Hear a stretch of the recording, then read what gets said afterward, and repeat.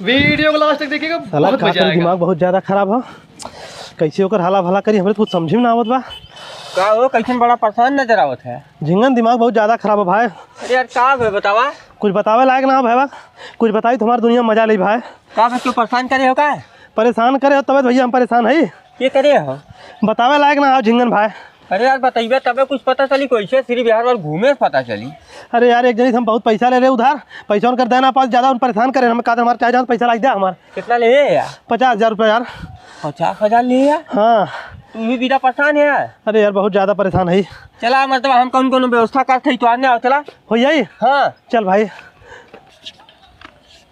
ये गुंडा भाई, हाँ इन्हीं के काम फंसा हुआ कमवा करवाए तेने। कौन काम बा बतावा? एक जनी से हम 50,000 रुपया कर्जा ले रहे, उनकर हम कर्जा दे ना पाते, हमें बहुत परेशान करे हैं। तो हर काम हो जाए लेकिन 50,000 रुपया लागी। 50,000 रुपया हाँ काम भाई बात देव।